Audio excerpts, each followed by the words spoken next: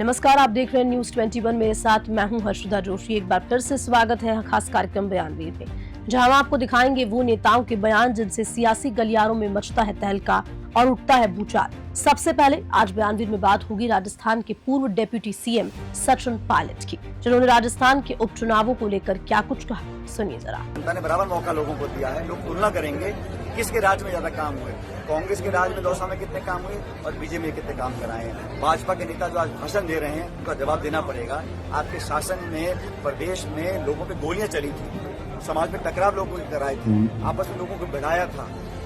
वो जो माहौल पैदा हुआ था उसके लिए बीजेपी जिम्मेदार है कि नहीं है। और आज जब दोबारा शासन में आप आए हैं, आपने बहुत सारे वादे किए और आप इसको डिलीवर नहीं कर पा रहे हैं। और उपचुनाव में जनता मत बना चुके दौसा में कि यहाँ पे सब मिलकर बैरवा को चुनाव मैच फिक्सिंग की अफवाह मैंने कहा ना, भारी बहुमत से कांग्रेस पार्टी और बैरवा साहब विधानसभा पहुंचेंगे। और जो लोग इस प्रकार की चर्चाएं करते हैं या जो अपने बहुत अति आत्मविश्वास में आज जी रहे हैं हमारे साथी भाजपा वाले, को पता पड़ेगा परिणाम की जब मतगणना होगी तो भारी बहुमत से डीसी बैरवा विधानसभा पहुंचेगी। अब बयानवीर में बात होगी कांग्रेस प्रवक्ता सुप्रिया श्रीनेत की, जो हमेशा से ही अपनी बात को और अपने बयानों को लेकर चर्चाओं में रहती है। और सुप्रिया श्रीनेत एक प्रेस कॉन्फ्रेंस के दौरान उन्होंने कहा कि प्रधानमंत्री नरेंद्र मोदी झारखंड आकर तरह तरह की बातें करते हैं और जुमले फेंक कर चले जाते हैं। सुनिए। नरेंद्र मोदी जी आए, आज झारखंड में है, शायद लंबी लंबी बातें करेंगे, लंबे लंबे जुमले भी फेंकेंगे और चले जाएंगे। उनसे पूछिएगा हमारे 1,36,000 करोड़ हमें कब मिलेंगे, और उनसे जरूर पूछिएगा कि परिवारवाद की बात आप करते हैं।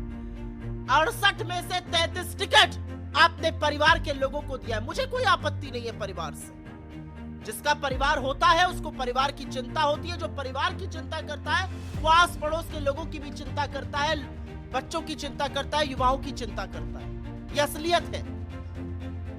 आपने अर्जुन मुंडा की पत्नी को टिकट दिया, आपने रघुवर दास की बहू को टिकट दिया, आपने चंपई सोरेन के बेटे को टिकट दिया। ऐसा कौन है जिसको आपने टिकट नहीं दिया? 33 टिकट आपने परिवार से संबंधित लोगों पर दिया और आप यहाँ के परिवारवाद की बात करिएगा। मेरा अपना मानना है, जो कोई व्यक्ति जनता के माध्यम से चुनकर आ जाता है उस पर इस तरह का ठप्पा नहीं लगाना चाहिए। जनता जिस पर मोहर अपने आशीर्वाद की लगा देती है वो लोकतांत्रिक तरीके से चुनकर आता है। परिवारवाद कहकर आप जनता का मनोबल, जनता के मताधिकार, जनता के मत का अपमान करते हैं। लेकिन क्योंकि आप परिवारवाद की बात करते हैं तो ये 33 टिकट की असलियत बता दीजिए आज, क्यों और कैसे इनको दिया गया। और असलियत यह है कि बीजेपी के पास ना कोई नीति है, ना कोई दृष्टि है, ना कोई दृष्टिकोण है, ना कोई व्यापक समझ है। असलियत यह है कि उनको एक नेता भी इंपोर्ट करके लाना पड़ा जो एक सेफ सीट ढूंढते रह गए और अब जो सीट मिली है वहां पर हारने की कगार पर है। असलियत यह है कि एक दूसरे का मुंह देखने को तैयार नहीं है। और असलियत यह है कि असम के मुख्यमंत्री को लाकर यहां पर बिठा दिया गया है और वो वही कर रहे हैं जो बीजेपी करती है, जिसके बिना वो चुनाव नहीं लड़ सकते, चाहे वो हिंदू मुसलमान हो, चाहे वो हिंदुस्तान पाकिस्तान हो, चाहे वो विभाजन की बात हो। हम मोहब्बत की बात करते हैं, हम प्रेम की बात करते हैं, हम उन लोगों की बात करते हैं जिनको संविधान ने हक दिया है। और मेरे नेता जैसे कहते हैं, इस देश के संविधान की रक्षा के लिए अगर हमें अपने प्राणों की आहुति देनी पड़े तो हम देने के लिए तैयार हैं। ये संविधान है जो आदिवासियों को, दलितों को, पिछड़ों को, गरीबों को उनका हक देता है, जिस हक को मारने की कोशिश भाजपा बार बार करती है। झारखंड की जनता देवतुल्य है, सम्मानित है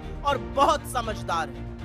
और जहां से भी खबर आ रही है हमारी दोबारा से सरकार बनने जा रही है, हम अपनी जन कल्याणी जनहित योजनाएं जारी रखेंगे, उनको और भी बेहतर बनाएंगे। और झारखंड एक चीज का हिसाब जरूर करेगा, झारखंड हिसाब करेगा अपने चुने हुए मुख्यमंत्री के तिरस्कार का, उसको प्रताड़ित होने का, उसके साथ जो अत्याचार हुआ उसका। झारखंड हिसाब करेगा कि जब चुनाव हो रहा था, जनरल इलेक्शन, तो झारखंड के मुख्यमंत्री को 2 दिन के लिए भी प्रचार के लिए नहीं निकलने दिया गया था। झारखंड बहुत सारे हिसाब करने जा रहा है। झारखंड देख रहा है कि कांग्रेस की सरकारें तेलंगाना में, कर्नाटका में, हिमाचल में कैसे चल रही हैं, और झारखंड ये भी देख रहा है कि छत्तीसगढ़ में आदिवासियों के साथ क्या हो रहा है, मध्य प्रदेश में महिलाओं के साथ क्या हो रहा है, यूपी में गरीबों के साथ क्या हो रहा है। झारखंड सब कुछ देख रहा है। और झारखंड सब कुछ देखकर, सब समझकर नीतिगत फैसला करेगा। मुझे पूरा भरोसा है हमें पुनः सेवा का अवसर देगा। चलिए, इसी के साथ आज के लिए खास कार्यक्रम बयानवीर में फिलहाल इतना ही, लेकिन फिर मुलाकात होगी नेताओं के कुछ और तीखे बयानों के साथ। तब तक मुझे दीजिए इजाजत। नमस्कार।